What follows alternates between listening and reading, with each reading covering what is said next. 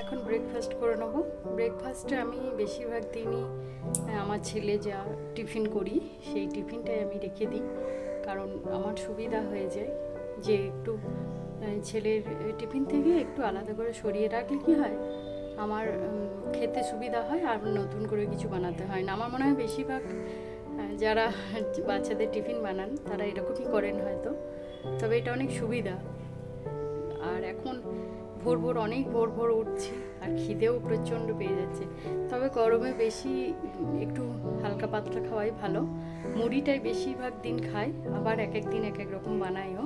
আজকে যেমন বানিয়েছি, ছেলে টিফিনে দিয়েছিলাম পনির পরোটা, ওটাই আমি একটা রেখে দিয়েছি, ওটা আমি খেয়ে নেবো, তারপর রান্না করতে হবে আবার। এই একটা পনির পরোটা আমি রেখে দিয়েছিলাম, আর এরকম করে আলুর সবজি বানিয়েছিলাম দোকানের মতো, মিষ্টির দোকানের মতো। আলুগুলো দেখছেন দারুণ হয়েছে কালারটা, এটা বানিয়েছিলাম। এই একটু রেখে দিয়েছি।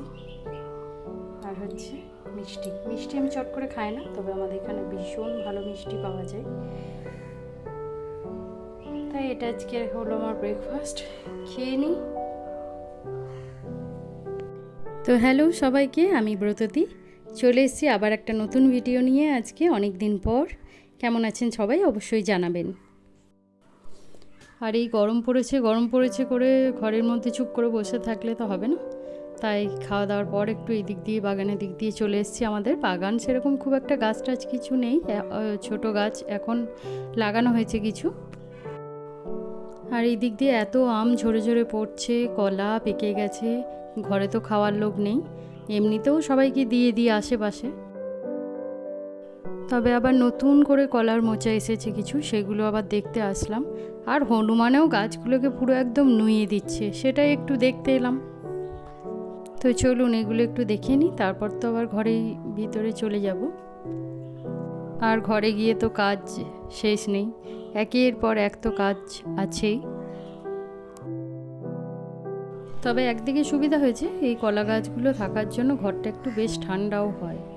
আর একসাথে এত মোচা আসে, একা তো খাওয়া সম্ভব হয় না, মাঝে মাঝে আবার চপ বানিয়েও খাই।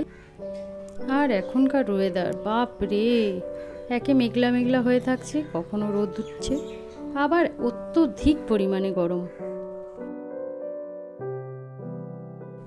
আর এই যে এক কাঁদি কলা পেকেছিল, তার মধ্যে কিছু পচতেও শুরু করেছে, দিয়েছি অনেকটা। আর এটাও ভাবছি এখন দিতে হবে। আর এই হলো আমাদের গাছের আম, হিমসাগর আম। 3 ধরনের আম হয়, 3টে গাছ আছে। এটা হলো হিমসাগর আম। চলুন তো চট করে আজকে রান্নাটাও এখন সেরে ফেলি। আজকে রান্না অন্য কিছু করব না, ওই দিক দিয়ে ভাত করে রেখেছি আমি, বিউলির ডাল। আর এই মাছটা পোস্ত করবো, কড়াইতে একটু পুড়ে গেছে, তা হোক, করে নিই। মাছগুলো ভেজে নিলাম ভালো করে লবণ হলুদ মাখিয়ে।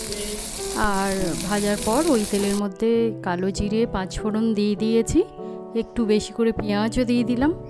তারপর পোস্তটা বেটে আমি পেঁয়াজের মধ্যে দিয়েছি, আর দিয়ে দিলাম কয়েকটা কাঁচা লঙ্কা, বেশ একটু ঝাল হবে। তারপর তো আর কি, মাছটা দিয়েছি। জল দেওয়ার পর মাছটা দিয়ে ফুটে গেলে এই যে নামিয়ে নিলাম।